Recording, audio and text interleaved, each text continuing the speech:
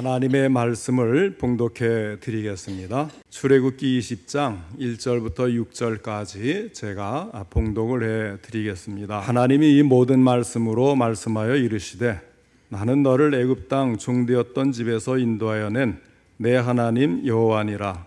너는 나 외에는 다른 신들을 내게 두지 말라.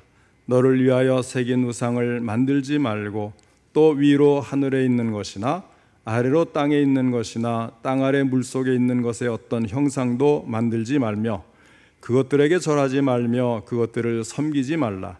나 내 하나님 여호와는 질투하는 하나님인즉 나를 미워하는 자의 죄를 갚되 아버지로부터 아들에게로 3, 4대까지 이르게 하거니와 나를 사랑하고 내 계명을 지키는 자에게는 1000대까지 은혜를 베푸느니라. 아멘. 오늘은 1000대까지 복받는 가정이라는 제목으로 함께 말씀을 듣겠습니다. 오늘도 하나님께서 예배드린 우리 성도님들을 만나주시고 생명의 말씀을 통해서 풍성한 은혜를 내려주시기를 축원합니다. 먼저 하나님께 기도드리겠습니다. 사랑이 많으시고 은혜가 풍성하신 하나님 아버지, 오늘도 저희들의 예배를 받으시며 귀한 말씀 주시니 감사를 드립니다. 하나님 아버지, 이 말씀이 바르게 증거되고 바르게 듣고 깨달아 실천할 수 있도록 전할 때도 들을 때도 성령님이 함께 하시고 도와주옵소서. 주의 말씀이 우리 성도님들 삶 가운데 성취될 수 있도록 끝까지 붙잡아 주옵소서. 예수님의 이름으로 기도하옵나이다. 아멘. 우리나라에 박재선이라고 하는 유대인 연구가가 있습니다. 그는 유대인들이 어떻게 세계의 엘리트가 되어서 노벨상을 휩쓸고 미국의 주류 사회에 진출해서 미국을 지배하고 그 영향력으로 세계를 주무르는 민족이 되었는지 그것이 신기하고 궁금해서 40년 동안을 연구하고 유대인에 관한 책을 여러 권 내놓게 되었다고 합니다. 그렇게 해서 그들을 연구해 본 결과 우수한 두뇌라든지 교육열이라든지 이런 것들은 우리 한국과 비슷한 점들이 있다고 합니다. 다만 한 가지 유대인과 한국인 사이에 아주 큰 차이점이 있다는 거예요. 그것은 바로 다른 사회에 대한 관심이라는 것입니다. 한국인은 남의 일에 관심이 없는데 유대인들은 그들이 적의를 느낄 만한 모임에도 일부러 참여를 해서 열심히 활동을 하고 결국은 그 사회를 장악하고 지배하게 된다는 겁니다. 그런데 그 이유가 중요해요. 그 이유는 주류 사회를 장악해서 얻은 영향력을 자자손손 물려주기 위해서라는 것입니다. 아주 길게 내다보는 거예요. 그만큼 유대인들은 자손들을 생각할 때에 내가 나 현재 기르는 자식만을 생각하지 않는다는 거예요. 그것이 몇 대를 이어가든지 자자손손 긴 역사와 안목을 가지고 투자하고 수고하고 희생한다는 것입니다. 어떻게 그들은 그렇게 자손에 대한 관심과 투자를 수십 대, 수백 년, 수천 년을 이어가면서도 변함없이 할 수 있었고 그리고 성공할 수가 있었던 것일까요? 그것은 그들이 성경을 알았기 때문이고 또 성경을 통해서 하나님께서 하시는 일을 알았기 때문이라고 하겠습니다. 오늘 읽은 본문의 말씀을 보면 왜 그들이 길고 긴 대를 이어서 자손들을 생각하며 역사를 이끌어갈 수 있었는지를 잘 알 수가 있습니다. 오늘 본문에 나오는 십계명은 모세가 시내산에서 하나님께 받은 것인데 하나님의 율법의 핵심적인 내용입니다. 이 십계명은 하나님이 인생에 명령하신 인생 헌법이라고 할 수 있는 것입니다. 특별히 6절을 보면 놀라운 약속이 들어 있습니다. 나를 사랑하고 내 계명을 지키는 자에게는 1000대까지 은혜를 베푸느니라. 몇 대까지라고 합니까? 무려 1000대까지 은혜를 받고 복을 받을 수 있는 길이 약속되어 있습니다. 인간이 죄인인지라 율법을 완전히 지킬 수 없어서 율법으로는 구원을 받을 수가 없지만 축복의 지침이 된다는 사실을 우리는 눈여겨볼 필요가 있습니다. 물론 여기서 천대라고 하는 것은 산술적으로 일천대를 이어가면서 복을 주는 그 자체를 의미하는 건 아니에요. 일종의 이제 수사법이라고 하는 것이고 강조법에 해당이 되는 겁니다. 그만큼 오래오래 대대손손 복을 받게 된다는 그런 말씀이에요. 오늘부터는 추석 연휴로 지내게 되었죠. 명절 때에 자녀들이 오는 것이 반갑고 기쁘지만 그러나 우리 성도들은 고민도 좀 해야 되지 않겠습니까? 어떻게 하면 내 자녀가 잘 되는 것을 뛰어넘어서 그들을 통해서 후손들이 길게 복을 받고 성공하고 하나님의 나라를 위해서 귀하게 쓰임받는 복된 가문이 될 수 있을까? 이것을 고민하면서 그것이 나의 자손들을 통해서 이루어지는 소망을 가지고 해야 할 일을 해야 되지 않겠습니까? 이제 오늘 주신 말씀을 통해서 그 비결을 배우시고 천대까지 복을 누리는 우리 성도님들의 가정들이 다 될 수 있기를 바랍니다. 천대까지 복을 누리는 가정이 되려면 먼저 축복과 저주의 갈림길이 있다는 사실을 알아야 합니다. 그리고 그것이 무엇을 통해서 나누어지는 줄을 알아야 하는데 그것은 바로 하나님과의 관계에서 형성된다는 사실입니다. 본문 1절로 2절을 보면 십계명 서론이 나옵니다. 이 말씀을 하시는 분이 누구신가? 어떤 하나님이신가? 그런 내용으로 주어진 거예요. 우선 하나님은 전능하신 구원자, 절대 주권자시라는 것입니다. 2절에 나는 너를 애굽 땅 종되었던 집에서 인도하여 낸 내 하나님 여호와니라 하였습니다. 하나님은 애굽의 절대 군주요 폭군이었던 바로의 압제에서 이스라엘을 구원해 주셨습니다. 이스라엘은 추격하는 애국 군대도 홍해 바다에 수장시키고 시내산에 당도할 수가 있었습니다. 하나님의 놀라운 기적이었습니다. 하나님은 전능하신 분, 구원자, 모든 것을 마음대로 하실 수 있는 절대 주권자이심을 알 수가 있습니다. 그 하나님은 또한 질투하시는 하나님이십니다. 5절 중반절에 나 내 하나님 여호와는 질투하는 하나님인즉 하였습니다. 여기서 질투한다는 말을 우리가 자주 이제 오해를 할 수가 있어요. 성경을 읽거나 수시로 설교를 들을 때에 이런 말씀이 많이 나오는데 이것을 인간 수준의 변덕스럽고 저급한 질투, 남을 시기 질투해서 미워하고 다투고 갈등하고 복수하고 이러는 것으로 생각하시면 굉장히 큰 오해가 됩니다. 이것은요, 이 질투하시는 하나님이라는 것은 그 반대적인 의미를 우리가 생각해 볼 필요가 있어요. 하나님의 불같은 사랑, 하나님의 불같은 사랑. 이 사랑의 반대말은 미움이 아니라 무엇이라고 합니까? 무관심. 사랑의 반대말은 무관심이에요. 하나님이 그만큼 우리 인생을 사랑하시기 때문에 꼭 축복하셔야 되겠다. 그렇게 마음이 뜨거운 거예요. 우리를 축복하시기 위해서는 우리가 하나님을 알고 하나님을 믿고 하나님을 사랑하고 하나님과 친밀하게 관계를 유지해야 되지 않습니까? 그래서 우리가 저주받고 불행해지는 것을 안타깝게 여기고 그것을 미워하셔서 하나님이 우리가 하나님만을 사랑해서 복받기를 원하는 것이 질투하시는 하나님의 근본 의미가 되는 겁니다. 그러니까 이 의미를 조금 비슷한 듯 하지만 제대로 이해하지 못하면 마치 하나님을 연인 간에 질투하고 또 남이 잘 되는 것을 질투하고 이런 그 생각으로 사로잡히면 하나님이 갑자기 이상하게 보여요. 그러니까 우리가 이 성경의 의미를요 항상 바르게 알아야 됩니다. 그래서 우리 성도님들께 성경을 읽으라고도 말씀을 드리지만은 정말 중요한 것은 성경을 정확하게 아는 겁니다. 그러니까 여기저기 다른 데서 이렇게 찾아다니면서 은혜 받는다고 은혜 되는 말씀만 듣다가 보면 성경을 정확하게 아는 것에서 멀어져서 내가 원하는 것만 듣게 돼요.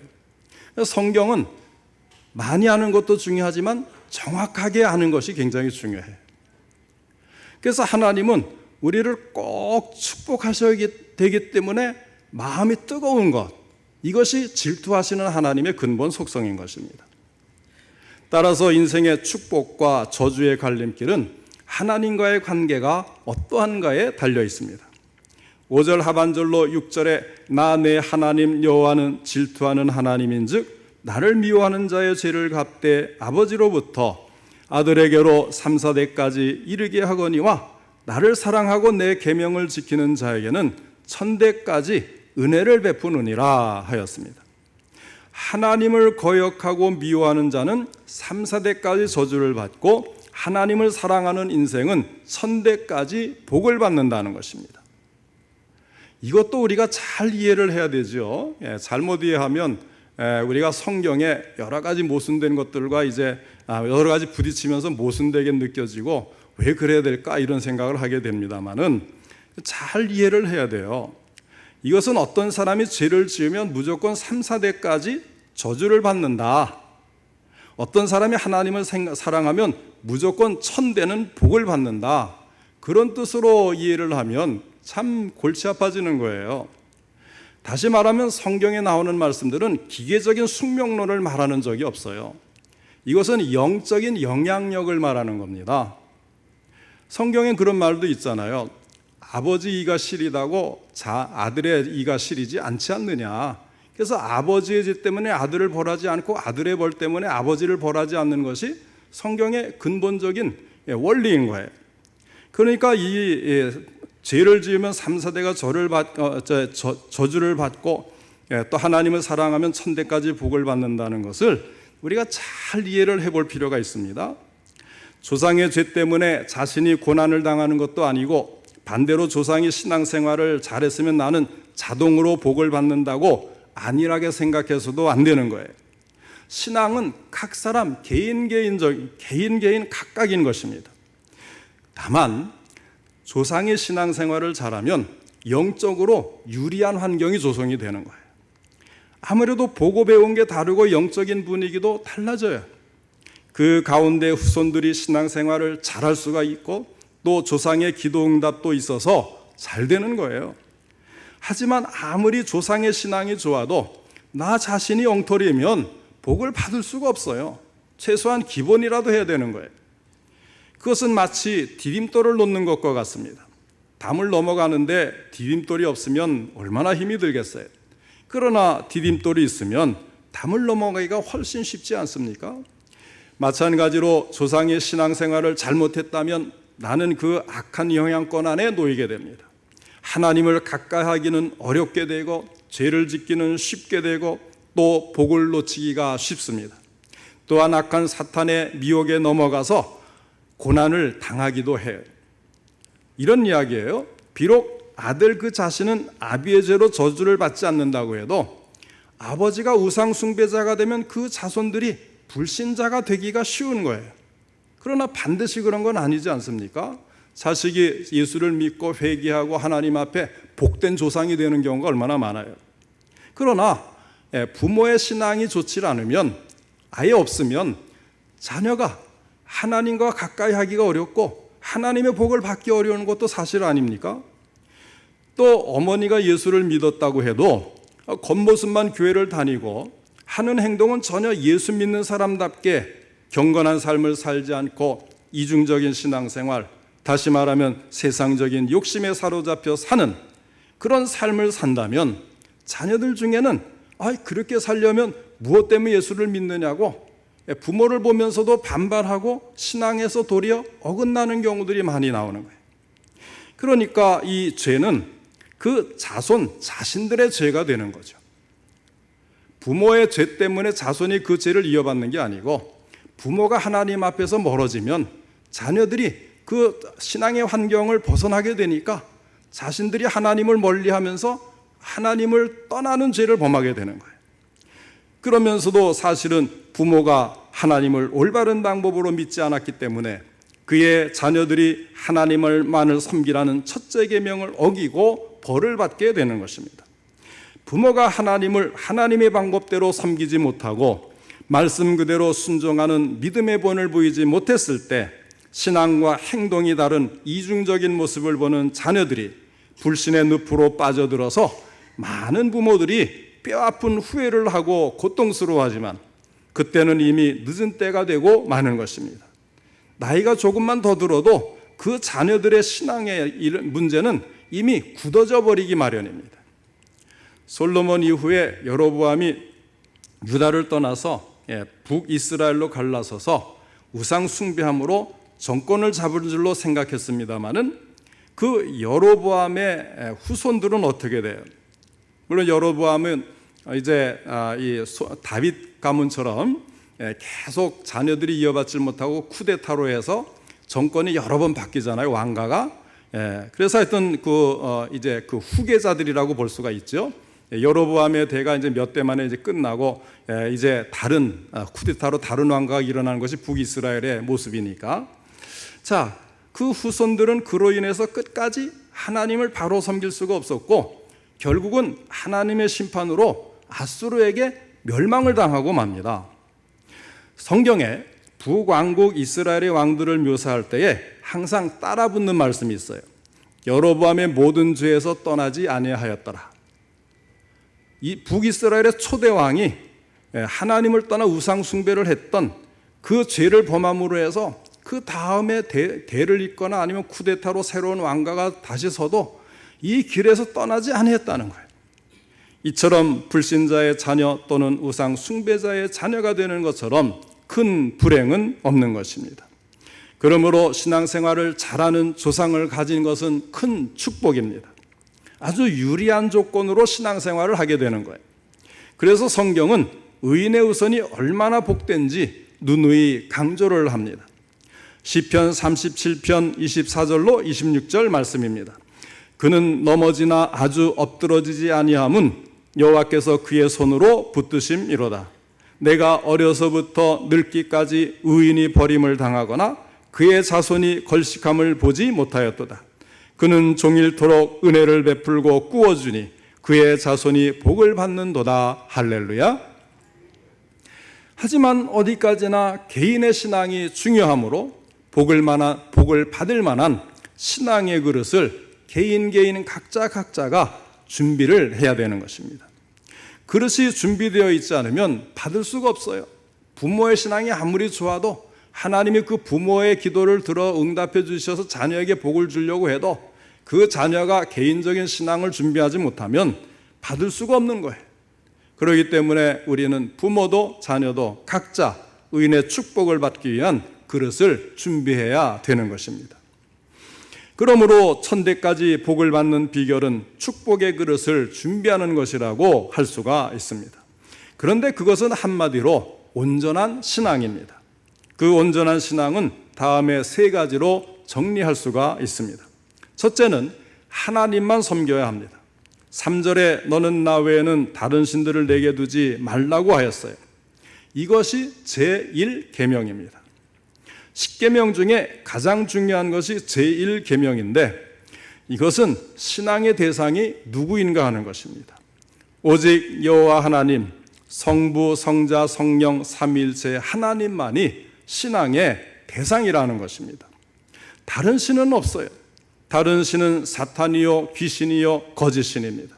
그래서 성경은 곳곳에서 오직 여호와만이 유일하신 참 하나님이심을 강조합니다. 둘째는 하나님을 바르게 섬겨야 합니다. 4절로 5절의 제2계명은 우상숭배 금지의 계명이죠. 너를 위하여 새긴 우상을 만들지 말고 또 위로 하늘에 있는 것이나 아래로 땅에 있는 것이나 땅 아래 물속에 있는 것의 어떤 형상도 만들지 말며 그것들에게 절하지 말며 그것들을 섬기지 말라. 다른 신을 섬기는 것도 우상숭배요. 하나님을 섬긴다고 하면서 어떤 형상을 만들어 놓고 섬기는 것도 우상숭배라는 것입니다.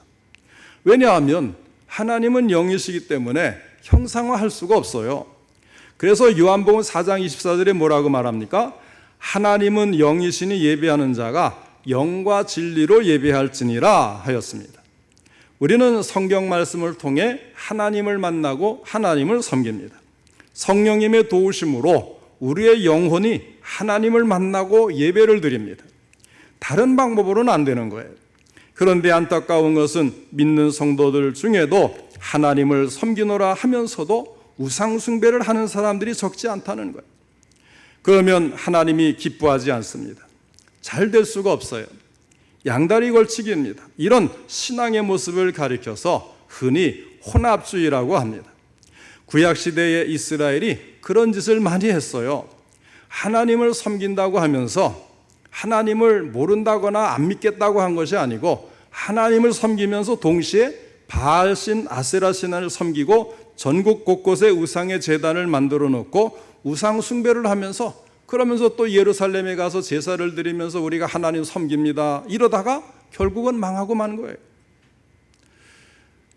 물론 여기에는 예수를 믿으면서도 점을 친다든지 사주를 본다든지 이런 우상 숭배를 아주 대놓고 하는 경우도 있지만, 그러나 이 우상이라는 존재가 무엇인가를 우리가 분명히 알아야 돼요. 이게 적극적인 우상 숭배를 하지 않아도 하나님보다 세상에 있는 것들을 더 사랑하고 집착하는 것도 우상 숭배입니다. 예를 들어서 오늘날 현대인들에게 최고가 뭡니까? 돈이잖아요, 돈. 상업주의적인 돈, 황금만능주의가 됐어요. 그래서 어린 사람들도 그 희망을 물어보면 역시 돈 많이 버는 거예요.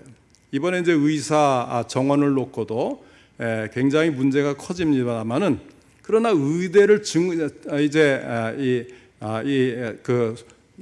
의대에 들어가겠다고 지원하는 사람들은 폭발적으로 늘지 않습니까? 기존에 이제 의사 공부를 하는 사람들은 반발해서 막 떠나고 그러는데, 다른 사람들은 이 기회다 하면서 그래도 돈 많이 버는 건 의사지, 그러면서 의사 지원이 지금 폭발적으로 늘어나고 있잖아요. 나이를 불문하고 지금 이 돈처럼 아주 큰 우상은 없어요.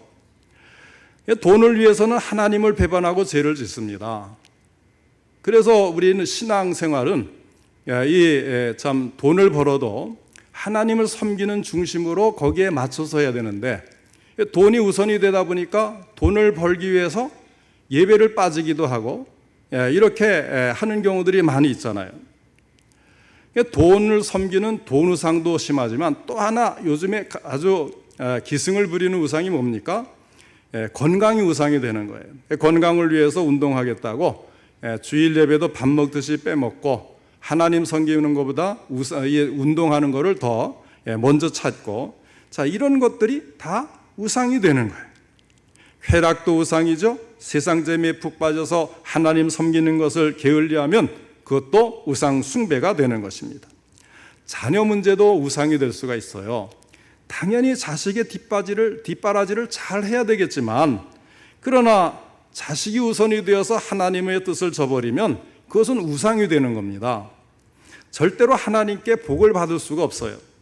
잠시 육신적으로는 편하고 넉넉할지 모르지만 그 심령이 황폐화되고 결국은 망하게 되는 것입니다. 명절 때마다 대두되는 조상 제사 역시 명백한 우상 숭배가 됩니다. 그 다음에 세 번째는 하나님의 말씀을 지켜야 돼요. 하나님만 섬기고 하나님을 바르게 섬기는 사람은 하나님의 말씀을 지키게 되어 있습니다. 6절 말씀입니다. 나를 사랑하고 내 계명을 지키는 자에게는 천대까지 은혜를 베푸느니라. 하나님을 사랑하는 증거 중에 하나는요, 말씀에 대한 순종인 것입니다.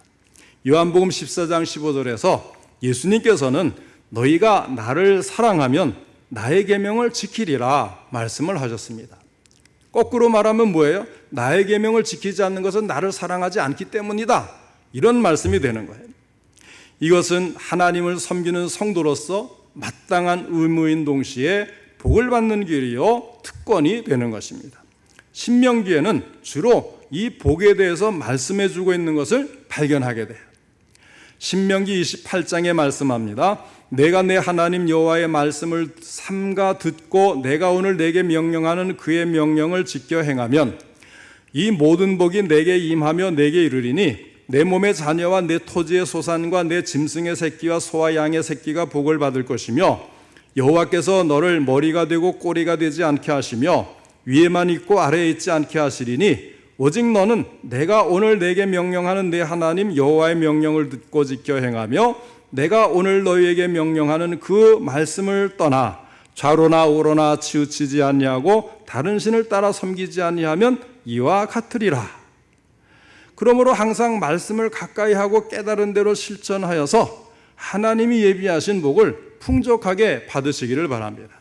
그래서 성경에 보면 신명기에 이것을 명백하게 말씀을 지키면 복을 주고 말씀을 지키지 않으면 저주를 내리는, 들어와도 복을 받고 나가도 복을 받고 또 반대로 들어와도 복을 받고 저주를 받고 나가도 저주를 받고, 이 말씀을 신명기 내내 이야기하지 않습니까? 그리고 이 말씀이 적용되는 부분이 어디냐면 열왕기 상하서예요. 열왕기서. 이스라엘의 그 왕들의 그 족적이, 하나님을 잘 섬기는 왕들은 승리하고 하나님께 인정을 받고 그 다음에 이제 계속해서 평화를 누리게 되는데, 하나님을 섬기지 않는 그런 왕들은 이 전쟁에 패배하거나 아니면 쿠데타가 일어나서 정권이 바뀌거나 또는 나중에는 이제 왕과 백성들이 다 같이 우상 숭배를 하므로 북쪽은 아수르에게 남쪽은 바벨론에게 멸망당하는 이러한 일들이 신명기를 기준으로 해서 이루어지는 것을 보여주는 것이 바로 열왕기서인 것입니다. 사랑하는 성도 여러분, 믿음의 조상, 믿음의 부모님을 갖고 있는 것은 대단히 큰 축복이에요. 더구나 하나님께 충성하고 믿음의 성실한 부모님을 모신 사람들은 더욱더 큰 복인 것입니다. 그 신앙을 잘 계승하시기를 바랍니다. 나도 잘 이어받고 내 자녀에게도 잘 이어주고 내 자녀들이 내 손자 또 그 이후까지 잘 전해질 수 있도록 그렇게 하시기를 바랍니다. 그보다 더 큰 복은 없는 거예요. 이스라엘 역사를 보면 다윗이 세운 신앙의 길을 잘 따라간 왕은 복을 받았어요. 그런데 그 길에서 벗어난 왕은 저주를 받았습니다. 역대하 34장 2절에 요시야 왕에 대하여 말씀하기를 여호와 보시기에 정직하게 행하여 그의 조상 다윗의 길로 걸으며 좌우로 치우치지 아니하였다 했습니다. 북이스라엘은 여로보암의 그 죄된 길을 따라갔다고 했는데, 이 참 요시야 왕이나 남쪽 그 유다에서는 전부는 아니지만 뭐 요시야라든지 히스기야라든지 이런 왕들은 다윗의 길로 걸어갔다. 그래서 그들에게 하나님이 은혜를 베푸시고 승리하게 하시고 평화를 주시고 이렇게 한 거 아닙니까? 우리 성도님들은 조상으로부터 전수받은 신앙을 잘 계승해서 대대손손 천대가 복을 받기를 축원합니다. 세계 역사에 나타난 축복의 증거들이 있습니다. 영국의 역사를 보면 전부 참 해적의 야만인들 아니었습니까? 이 섬나라 해적들이 대륙을 침략을 해서 크리스천 귀부인들을 납치해 갔어요. 그런데 그 부인들이 눈물을 흘리면서 자식을 낳아서 믿음으로 말씀과 기도로 키웠을 때에 해적이 변화해서 신앙이 있는 믿음의 민족이 되고 신사의 나라가 되고 해가 지지 않는 나라가 되는 부국이 되었던 것 아닙니까? 청교도들이 신앙을 찾아 자유롭게 하나님을 섬기기 위해 신대륙으로 가서 신앙 위주로 나라를 일으킨 게 바로 미국 아니겠어요? 그런데 남미는, 남아메리카는요, 신앙이 아니라 금을 찾아가는 거예요. 엘도라도 뭐 이러면서 이제 금맥을 찾아서 부자가 되겠다고 그곳에 갔는데, 그 유럽인들이 거기에 가서 남미의 국가를 세운 그 남미 국가들이 지금 어때요? 여전히 가난하고 여전히 깽단들이 활개를 치고 얼마나 참 복잡한 아주 힘든 사회가 되었습니까? 멀리 외국까지 가서 볼 필요가 없어요. 우리나라도 마찬가지 아닙니까? 벌써 100년이 넘는 교회 역사를 통해서 증거가 나타나고 있는 것입니다. 무당의 집안이 예수 믿고 좋은 가문으로 탈바꿈한 것도 봤습니다. 백성의 집안이 훌륭한 목사님을 배출하고 사회에 존경을 받는 집안이 된 것도 보았습니다. 시골 농부가 예수 믿고 자손 중에 훌륭한 학자를 배출하는 것도 보았습니다. 언제고 주님께 돌아오기만 하면, 그분의 계명을 충실히 지키면 그 삶이 바뀌고 그 가정이 바뀌고 그 가문이 바뀌고 그 역사가 바뀌는 것입니다. 그런 사람들을 통해서 사회도 변화되고 함께 축복을 받는 것이 오늘날 한국이 이렇게 크고 강한 나라가 된 그 근본적인 이유가 아니겠어요? 남한과 북한의 차이가 무엇입니까? 옛날에는 북한이 남한보다 더 잘 살던 시대도 있었어요. 그런데 왜 이렇게 격차가 생겼습니까? 물론 정치적인 문제를 많이 생각하지만 우리 예수 믿는 사람들은 그보다 더 근본적인 이면의 것을 볼 수가 있어야 돼요. 무엇입니까? 남한은 교회가 있고 성도들이 있고 북한은 우상숭배의 땅 아니겠어요? 이것이 가장 큰 차이점인 것입니다. 사랑하는 성도 여러분, 여러분은 인생을 어디까지 내다보고 계십니까? 나 자신만 생각하고 계십니까? 아니면 나의 자녀나 손자까지만 생각하십니까? 아니면 천대까지 길게 내다보고 축복을 소원하십니까?